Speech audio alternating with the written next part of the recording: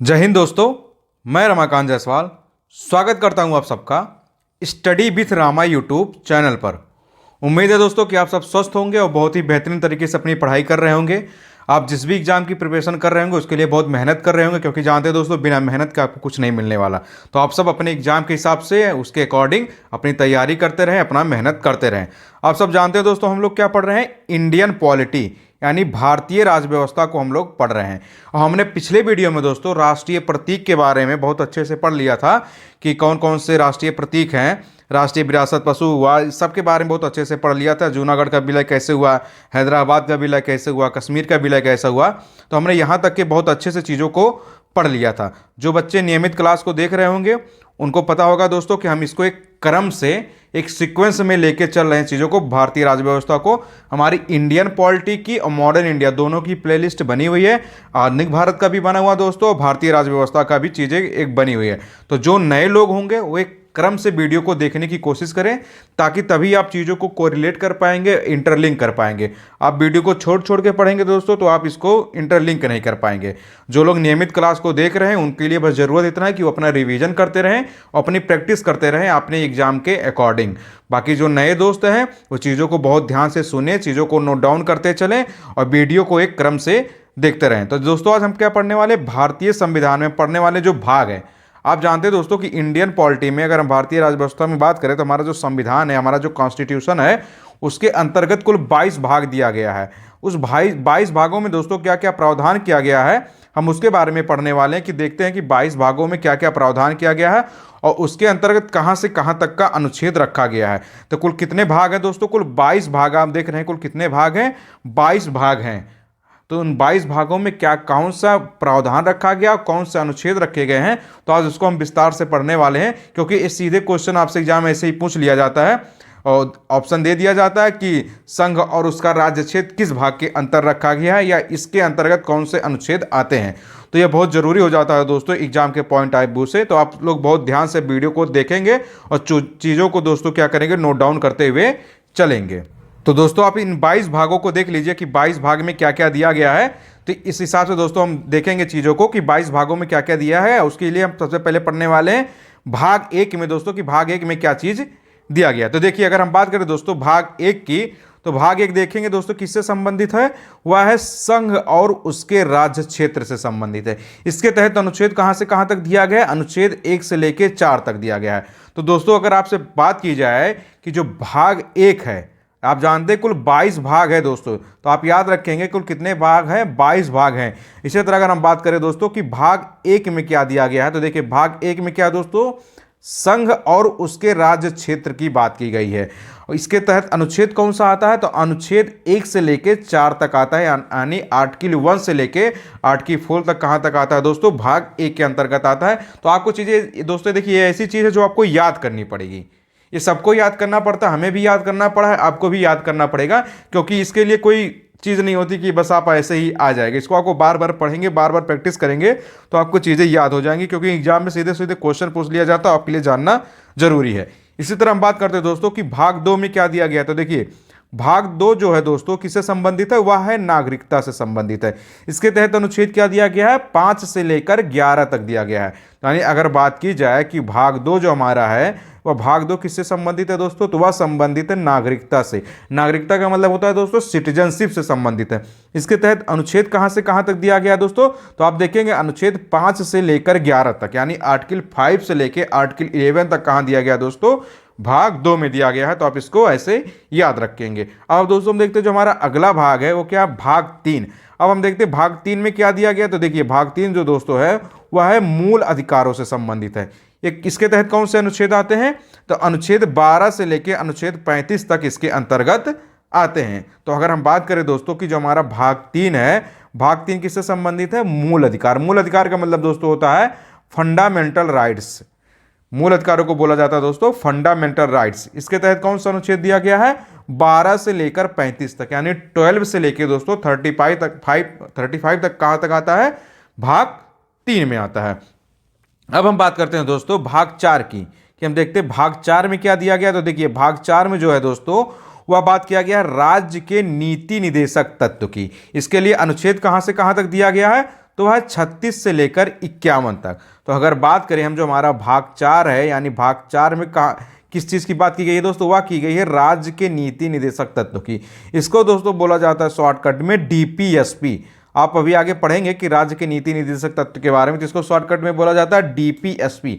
इसके तहत अनुच्छेद कहां से कहां तक दिया गया दोस्तों, तो 36 से लेके 51 तक, यानी 36 से लेके 51 तक आता है दोस्तों भाग 4 के अंतर्गत। देखिए दोस्तों, ये जो टॉपिक से बहुत इंटरेस्टिंग वाला नहीं है कि आपको बहुत मजा आएगा इसको पढ़ के। देखिए ये चीजें हैं आपको रटने वाली, इसको आपको रटना पड़ेगा। कुछ चीजें आपको होती है ना, कुछ चीजें आपके कॉन्सेप्चुअल होती है जो आपको समझना पड़ता है, और कुछ चीजें भैया आपको सीधे सीधे रटनी पड़ती है। तो ये ऐसी चीजें ना कि आपको रटनी पड़ेगी, क्योंकि कुल 22 भाग है। 22 भागों के बारे में क्वेश्चन कुछ भी दे दिया जाता है। कभी दे दिया जाता है कि भाग 11वां किससे संबंधित है और भाग 12वां किससे संबंधित है। तो आपके लिए पढ़ना जरूरी ही हो जाता है। तो आपको इसको रटना पड़ेगा, समझना पड़ेगा, और इसके लिए सबसे बढ़िया कि आप बार बार जब चीज़ों को देखेंगे तो आपको खुद ही याद हो जाएगा। अब हम देखते हैं दोस्तों भाग 4 के अंतर्गत एक भाग और दिया गया, भाग 4 का, यानी मतलब होता है भाग 4A। इसमें क्या बात किया गया हुआ, किया गया दोस्तों मूल कर्तव्य का। इसके तहत अनुच्छेद क्या दिया गया हुआ है, 51 का। तो अगर हम बात करें दोस्तों, जो भाग 4A है यानी भाग 4 का है, या किससे संबंधित है, या संबंधित है दोस्तों मूल कर्तव्य से। मूल कर्तव्य का मतलब होता है दोस्तों फंडामेंटल ड्यूटीज।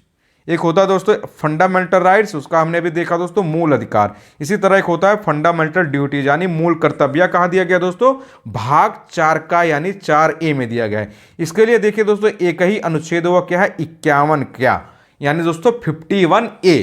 तो अगर आपसे पूछा जाए 51A किससे संबंधित है, तो वह संबंधित है मूल कर्तव्यों से। अब हम बात करते हैं दोस्तों भाग 5 की। आप देखेंगे कि भाग 5 में 5 अध्याय भी दिया गया। तो सबसे पहले हम देखते हैं दोस्तों भाग 5 किससे संबंधित है। देखिए भाग 5 जो है दोस्तों वह संबंधित है संघ से। इसके लिए अनुच्छेद कहां से कहां तक है, 52 से लेकर 51 तक, 151 तक दिया गया है। तो अगर हम बात करें भाग 5 की, भाग 5 किससे संबंधित है दोस्तों, संघ से संबंधित है, संघ से। और इसके तहत अगर पूछा जाए अनुच्छेद कहां से कहां तक दिया गया है, तो 52 से लेकर 151 तक, यानी 52 से लेकर दोस्तों 151 तक। अब इसके तहत आप देखें दोस्तों कुल 5 अध्याय दिया गया है, और अलग अलग अध्यायों में अलग अलग बात की गई है, अलग अलग अनुच्छेद दिया गया है। हम इसको भी देख लेते हैं कि भाग 5 के अंतर्गत जो 5 अध्याय दिए गए हैं उनमें क्या क्या प्रावधान शामिल है। तो हम बात करते हैं दोस्तों भाग 5 के अंतर्गत अध्याय 1 की। तो आप देखेंगे अध्याय 1 किससे संबंधित है, तो वह है कार्यपालिका से संबंधित। इसके तहत कौन सा अनुच्छेद आता है दोस्तों, 52 से लेके 78 तक। तो अगर आपसे पूछा जाए भाग 5 के अंतर्गत अध्याय 1 किससे संबंधित है, तो अध्याय 1 जो संबंधित दोस्तों कार्यपालिका। कार्यपालिका मतलब होता है दोस्तों एग्जीक्यूटिव। इसके तहत कौन सा अनुच्छेद शामिल है दोस्तों, तो अनुच्छेद 52 से लेके 78 तक, यानी 52 से लेकर 78 तक आता है कार्यपालिका के अंतर्गत। अब हम बात करते हैं दोस्तों अध्याय भाग 5 के तहत अध्याय 2 में क्या बातें की गई है। तो देखिए इसमें बात की गई है दोस्तों संसद की। इसके तहत कौन सा अनुच्छेद आता है, तो वह आता है 79 से लेकर 122 तक। तो अगर हम बात करें दोस्तों भाग 5 के अंतर्गत जो अध्याय 2 है, अध्याय 2 किससे संबंधित है, तो वह संबंधित है संसद से। संसद का मतलब होता है दोस्तों पार्लियामेंट। इसके तहत कौन सा अनुच्छेद शामिल किया गया है, तो अनुच्छेद जो दोस्तों है 79 से लेके 122, यानी 79 से लेके दोस्तों 122। अब हम बात करते हैं दोस्तों हमारा जो अगला अध्याय है भाग 5 के तहत जो अध्याय 3 दिया गया है, इस अध्याय 3 में किसकी कौन सा प्रावधान है, तो देखिए अध्याय 3 जो है दोस्तों वह है राष्ट्रपति के विधायी अधिकार से संबंधित है। इसके लिए कौन सा अनुच्छेद है, वह है 123। तो अगर आपसे बात पूछा जाए क्वेश्चन एग्जाम में कि भाग 5 का जो अध्याय 3 है वह किससे संबंधित है, तो वह संबंधित है दोस्तों राष्ट्रपति के जो विधायी अधिकार है, जो लेजिस्लेटिव राइट्स हैं राष्ट्रपति के यानी प्रेसिडेंट के, उससे संबंधित है। और इसके लिए आप देखेंगे दोस्तों एक ही अनुच्छेद दिया गया है, वह है 123 यानी 123। इसको आप ऐसे याद कर लेंगे। अब हमारा जो अगला है अध्याय दोस्तों भाग 5 के अध्याय अंतर्गत जो अध्याय 4 है उसमें कौन सा प्रावधान दिया गया, आप उसको भी देख लीजिए। तो इसमें बात की गई है संघीय न्यायपालिका की। इसके तहत कौन सा अनुच्छेद है, 124 से लेकर 147 तक। तो यानी अगर पूछा जाए अध्याय भाग जो 5 है उसके तहत जो अध्याय 4 है, इस अध्याय 4 में किसकी बात की गई है, तो इसकी बात की गई है दोस्तों संघीय न्यायपालिका की। यानी संघीय न्यायपालिका का मतलब हो गया दोस्तों जो सुप्रीम कोर्ट है। और इसके लिए कौन सा अनुच्छेद दिया गया दोस्तों? इसके लिए दिया गया देखिए 124 से लेकर 147 तक, यानी 124 से लेकर 147 तक। अब हमारा जो दोस्तों भाग 5 के अंतर्गत जो अगला अध्याय है भाग 5, यह किससे संबंधित है दोस्तों? इसको भी आप देख लीजिए। तो आप देखेंगे दोस्तों यह संबंधित है भारत के नियंत्रक एवं महालेखा परीक्षक से। इसके तहत कौन सा अनुच्छेद दिया गया है? इसके तहत जो अनुच्छेद है दोस्तों वह 148 से लेकर 151 तक। तो अगर आपसे क्वेश्चन पूछा जाता है कि भाग 5 के अंतर्गत जो अध्याय 5 है वह किससे संबंधित है, तो यह संबंधित है दोस्तों भारत के नियंत्रक एवं महालेखक परीक्षक। इसको दोस्तों बोला जाता है कैग। शॉर्टकट में दोस्तों आप याद रखेंगे, इसको बोला जाता है कैग, यानी controller and auditor general. CAG को क्या बोला जाता है दोस्तों? Controller and auditor general.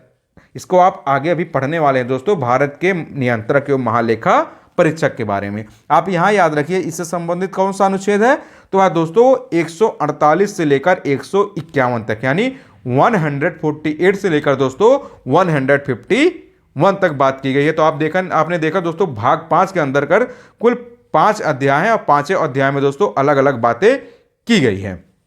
अब हम बात करते हैं दोस्तों जो हमारा अगला है वह है भाग 6। आप देखेंगे भाग 6 के अंतर्गत दोस्तों कुल 6 अध्याय हैं और 6 अध्याय में भी अलग अलग प्रावधान किया। क्या करेंगे दोस्तों? आपको इसको पढ़ना पड़ेगा, क्योंकि एग्जाम में ऐसे ही क्वेश्चन पूछ लिया जाता है कि इस भाग के अंतर्गत कौन सा प्रावधान किया गया और इससे संबंधित कौन से अनुच्छेद दिए गए, यानी कौन से आर्टिकल दिए गए हैं, तो आपको यहाँ रटना पड़ेगा। अब हम बात करते हैं दोस्तों भाग 6 की। तो देखिए दोस्तों भाग 6 किससे संबंधित है? वह संबंधित है राज्य से। इसके तहत कौन सा अनुच्छेद दिया गया? वह है 152 से लेकर 237 तक। तो अगर आपसे पूछा जाए कि भाग 6 किससे संबंधित है, तो भाग 6 किससे संबंधित है दोस्तों? वह है राज्य से। और इसके तहत अनुच्छेद कहां से कहां तक दिया गया है? तो वह दिया गया है दोस्तों 152 से लेकर 237 तक, यानी 152 से लेकर दोस्तों 237 तक। अब आप देखेंगे दोस्तों इस भाग 6 के अंतर्गत कुल 6 अध्याय दिए गए हैं और 6 के 6 अध्याय में अलग अलग प्रावधान है, अलग अलग अनुच्छेद हैं। आपको यह भी पढ़ना बहुत जरूरी है, क्योंकि एग्जाम में इस तरह के क्वेश्चन आ जाते हैं। तो देखिए दोस्तों जो भाग 6 का जो पहला अध्याय है दोस्तों, हम उसकी बात करते हैं। अध्याय 1 किससे संबंधित है? या देखिए दोस्तों ये सामान्य प्रावधान से, राज्य के सामान्य प्रावधान से संबंधित है। इसके तहत कौन सा अनुच्छेद है? 152 से लेकर 237 तक। तो अगर आपसे क्वेश्चन पूछा जाए दोस्तों कि भाग 6 का जो अध्याय 1 है वो किससे संबंधित है, तो वह राज्य के सामान्य प्रावधान से संबंधित है। और इसके तहत कौन सा अनुच्छेद आता है दोस्तों? तो वह आता है 152 से लेकर 237 तक, यानी 152 से लेकर दोस्तों 237 तक की चीजें कहां दी गई है? अध्याय 1 में दी गई है। अब हम बात करते हैं दोस्तों भाग 6 के अध्याय 2 की। तो देखिए यह किससे संबंधित है दोस्तों? यह है कार्यपालिका से संबंधित। इसके तहत कौन सा अनुच्छेद दिया गया है? तो वह 153 से लेकर 167 तक।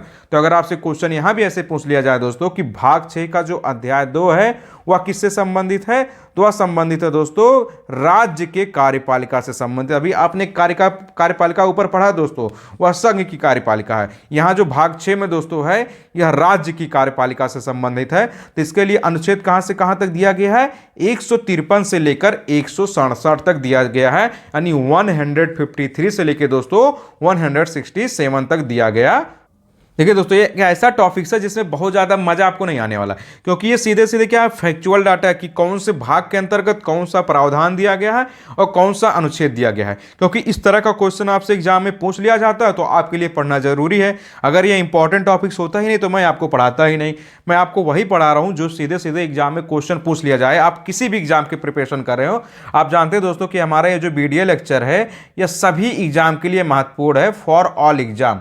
आप किसी भी एग्जाम की प्रिपरेशन कर रहे हो, आप चाहे वनडे की किसी एग्जाम की प्रिपरेशन कर रहे हो, आप एसएससी की कर रहे हो, आप रेलवे की कर रहे हो, बैंकिंग की आप तैयारी कर रहे हो, या आप यूपी पीसीएस या आरओ यानी समीक्षा अधिकारी या सहायक समीक्षा अधिकारी की तैयारी कर रहे हो, आप टेट सीटेट की तैयारी कर रहे हो, केबीएस की तैयारी कर रहे हो, हर एक एग्जाम के लिए बहुत ही इंपॉर्टेंट लेक्चर है। क्योंकि जानते हैं दोस्तों इंडियन पॉलिटी से लगभग हर एक एग्जाम में क्वेश्चन पूछ लिया जाता है, भारतीय राज्य व्यवस्था से। और ऐसा टॉपिक है ना जो दोस्तों बहुत कम मेहनत में आपसे तैयार हो जाता है। बस जरूरत होती है आपको चीज़ों के रिवाइज करते रहने की और प्रैक्टिस करते रहने की। आप चीज़ें जब रिवाइज करते रहेंगे, प्रैक्टिस करते रहेंगे तो आपको खुद ही याद हो जाएंगी चीज़ें। एक बार में नहीं होती, आप 2 से 3 बार जब चीज़ों को पढ़ते जाएंगे तो आपको चीज़ें याद होती जाएंगी। बस ज़रूरत है आप ध्यान से वीडियो को देखते रहें और चीज़ों को नोट डाउन करते चलें, अपने नोट्स में शामिल करते चलें।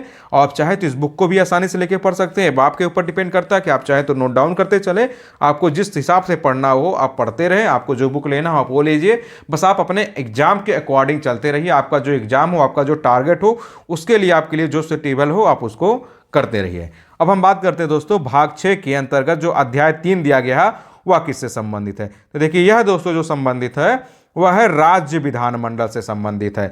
इसके तहत कौन सा अनुच्छेद आता है? 168 से लेके दोस्तों 212 तक आता है। तो अगर आपसे दोस्तों पूछ लिया जाता है कि भाग 6 का जो अध्याय 3 है वह किससे संबंधित है, वह संबंधित है दोस्तों राज्य के विधानमंडल की सम्मति यानी स्टेट लेजिस्लेचर से संबंधित है दोस्तों। इसके तहत अनुच्छेद कहां से कहां तक दिया गया है? तो 168 से लेकर 212 तक यानी 168 से लेकर दोस्तों 212 तक की चीजें इसके अंतर्गत आती है। अब हम बात करते हैं दोस्तों जो हमारा भाग 6 है, भाग 6 का जो अध्याय 4 है वह किससे संबंधित है? तो आप देखेंगे दोस्तों यह राज्यपाल के विधायी अधिकार से संबंधित है। इसके लिए कौन सा अनुच्छेद दिया गया है? तो वह है 213। तो अगर आपसे क्वेश्चन पूछ लिया जाए दोस्तों कि जो हमारा भाग 6 है उसके तहत जो अध्याय 4 दिया गया है वह किससे संबंधित है? तो यह संबंधित है दोस्तों राज्यपाल के विधायी अधिकार से संबंधित है, यानी जो गवर्नर होता है, गवर्नर के जो लेजिस्लेटिव राइट्स होते हैं उससे संबंधित है। इसके लिए अनुच्छेद कहां से कहां तक दिया गया है? 213 दिया गया है, यानी 213 दिया। अभी आपने दोस्तों आपने पढ़ा, भी ऊपर आपने पढ़ा है दोस्तों राष्ट्रपति के विधायी अधिकार, यानी अभी आपने पढ़ा था अनुच्छेद 123 के बारे में, यानी 123 जो है दोस्तों 123 किससे संबंधित है? यह राष्ट्रपति के विधायी अधिकार से संबंधित है। इसी का तहत अगर आप इसको उल्टा कर दें दोस्तों, बहुत ज़्यादा उल्टा नहीं करने की जरूरत है, बस केवल एक अंक का अगर आप बदल कर दें या इसको कर दें 213, तो यह दोस्तों किससे संबंधित हो जाएगा? तो यह संबंधित हो जाएगा दोस्तों राज्यपाल के विधायी अधिकार से। तो आप ऐसे याद कर लेंगे राष्ट्रपति के बारे में और राज्यपाल के बारे में। आप जानते हैं दोस्तों राष्ट्रपति यानी प्रेसिडेंट सेंटर में होता है, राज्यपाल आप जानते हैं दोस्तों गवर्नर जो होता है वह राज्यों में होता है। तो आप देखेंगे अनुच्छेद 123 यानी 123 किससे संबंधित है? यह राष्ट्रपति के विधायी अधिकार से संबंधित है। और एक अंक अगर आप आगे कर देंगे दोस्तों तो आ जाएगा 213 यानी 213 किससे संबंधित है? तो यह राज्यपाल के विधायी अधिकार से संबंधित है। ऐसे जहां पे ट्रिक बनाने की जरूरत नहीं दोस्तों, ऐसे जहां भी चीजें कोरिलेट हो जाए, जहां आपसी समझ से चीजें बन जाए, आप उसको इस हिसाब से पढ़ लीजिए, क्योंकि ट्रिक वरिक एग्जाम में काम नहीं आता।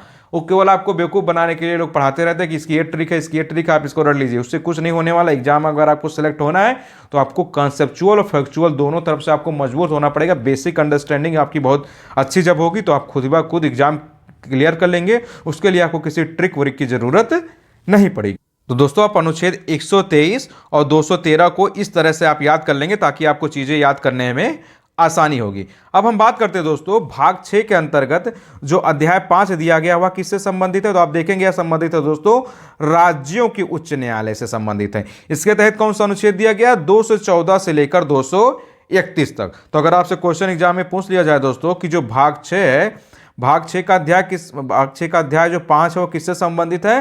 तो वह संबंधित है दोस्तों राज्यों के उच्च न्यायालय से संबंधित है। इसके तहत कौन सा अनुच्छेद दिया गया है? तो 214 से लेकर 231 तक, यानी 214 से लेकर दोस्तों 231 तक चीजें इसके तहत आती है। अब पूछा जाता है दोस्तों आपके तहत जो भाग 6 है, भाग 6 का जो अध्याय 6 है इसमें क्या प्रावधान दिया गया है? तो यह दोस्तों जो है वह अधीनस्थ न्यायालय से संबंधित है। इसके तहत कौन सा अनुच्छेद दिया गया है? तो वह है दोस्तों 233 से लेकर 237 तक। तो अगर आपसे एग्जाम में क्वेश्चन पूछ लिया जाए दोस्तों कि जो भाग 6 है, भाग 6 का अध्याय 6 किससे संबंधित है? तो संबंधित है दोस्तों अधीनस्थ न्यायालय। अधीनस्थ न्यायालय का मतलब होता है दोस्तों सब ऑर्डिनेट कोर्ट। आप जानते हैं 3 तरह के हैं, एक होता है सुप्रीम कोर्ट यानी उच्चतम न्यायालय, एक होता है हाई कोर्ट यानी उच्च न्यायालय, एक होता है दोस्तों सब ऑर्डिनेट कोर्ट यानी अधीनस्थ न्यायालय। आप जानते हैं दोस्तों सुप्रीम कोर्ट एक ही होता है जो कि दिल्ली में है। हाई कोर्ट अगर हम बात करें दोस्तों उच्च न्यायालय की तो अलग अलग राज्यों के अपने अपने उच्च न्यायालय है। और सबऑर्डिनेट कोर्ट की अगर हम बात करें, अधीनस्थ न्यायालय की बात करें तो आपने देखा होगा ना जिला न्यायालय, जिला सत्र न्यायाधीश का न्यायालय, इस तरह के जो न्यायालय आते हैं दोस्तों वह आते हैं सबऑर्डिनेट कोर्ट के अंतर्गत। तो इसको आप ऐसे याद रखेंगे कि भाग 6 किससे संबंधित है?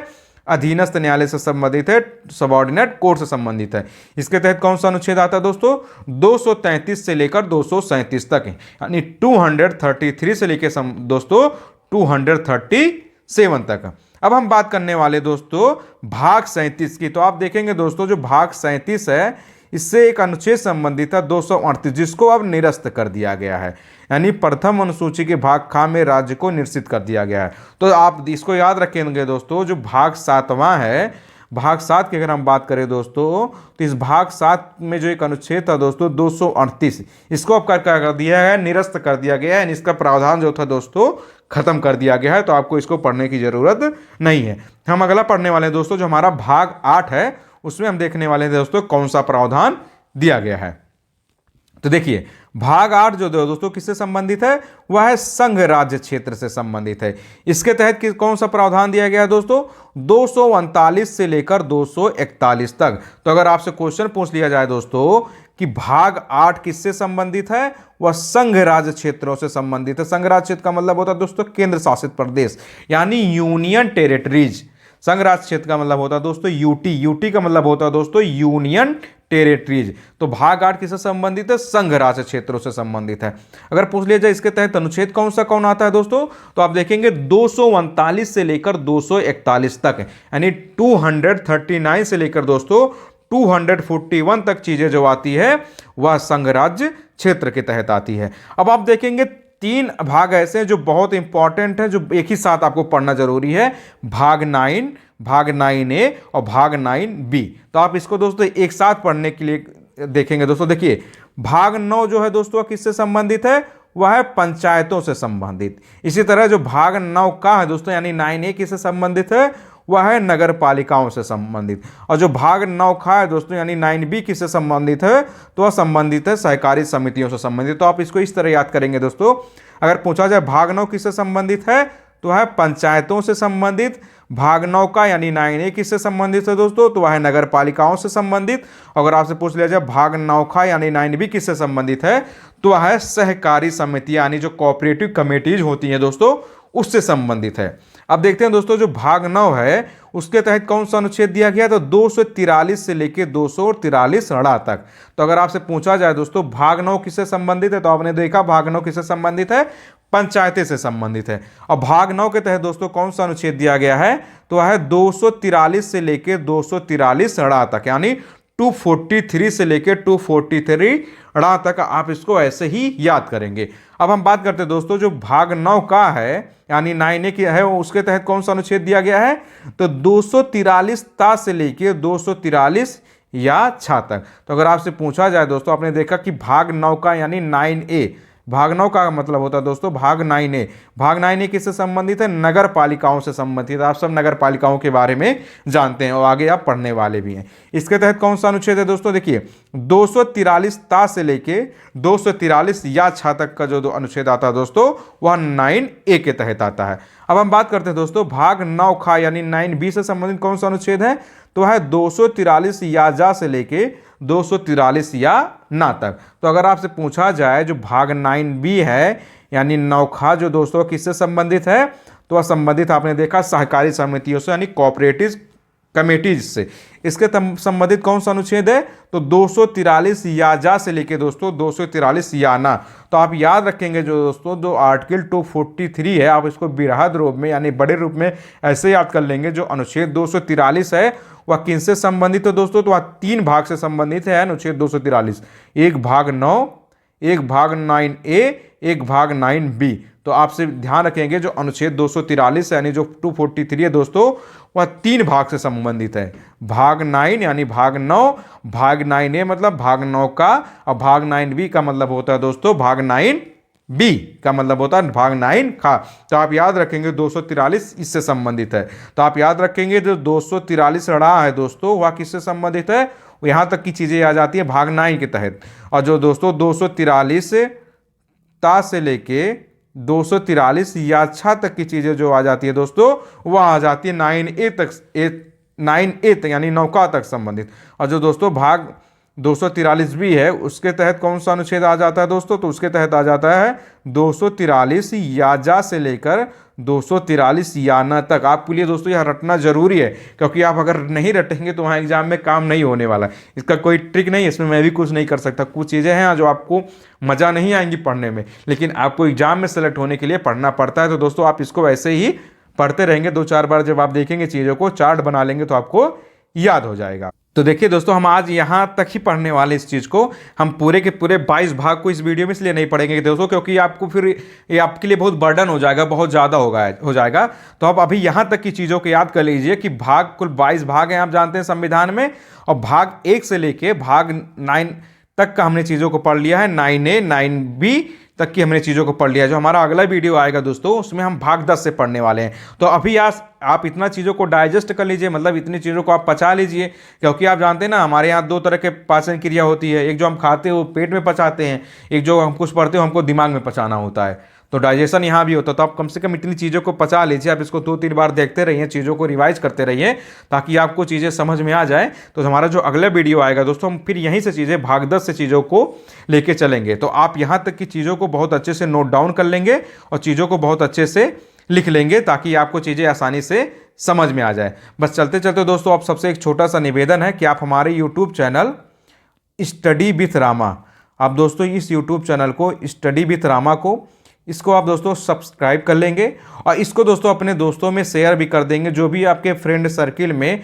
या आपके परिवार में, आपके भाई बहन में अगर किसी कंपटीशन की तैयारी कर रहे हैं, किसी प्रतियोगी परीक्षा की तैयारी कर रहे हैं दोस्तों, तो आप उन तक वीडियो शेयर कर देंगे। इससे दोस्तों उनको भी मजबूती मिलेगी और दोस्तों यह भी हमारे मोटिवेशन का एक जरिया बनता है कि हम इतने लोगों के लिए दोस्तों हम कुछ कर पा रहे हैं, उनको कुछ पढ़ा पा रहे हैं, ताकि वो लोग अपने मकसद में, अपने जीवन में कामयाब हो सके। तो दोस्तों आप वीडियो को शेयर भी कर देंगे। बाकी आपको कुछ अगर डाउट रह जाते हैं, कुछ सजेशन रहते हैं दोस्तों, तो आप कमेंट बॉक्स में दे देंगे, उसका मैं रिप्लाई करूंगा। बाकी आप सब अपना रिवीजन करते रहें, प्रैक्टिस करते रहें और बहुत ही स्मूथ तरीके से, बहुत ही अच्छे स्वभाव से आप पढ़ते रहिए। पढ़ाई को बोझ लेके मत चलिए, आप पढ़ाई को बहुत ही साम्य स्वभाव से, मतलब एकदम नम्र स्वभाव से आप चीज़ों को पढ़ते रहेंगे, क्योंकि एक दिन आप ऐसे धीरे धीरे जब चीज़ों को पढ़ते रहेंगे तो आपको खुद ही सारी चीज़ें याद हो जाएगी। तो बहुत बहुत धन्यवाद दोस्तों आपका वीडियो देखने के लिए। चलिए फिर मिलते हैं दोस्तों नए टॉपिक्स को लेके अगले वीडियो में। बहुत बहुत धन्यवाद दोस्तों आप सबका एक बार फिर से। जय हिंद माय डियर फ्रेंड।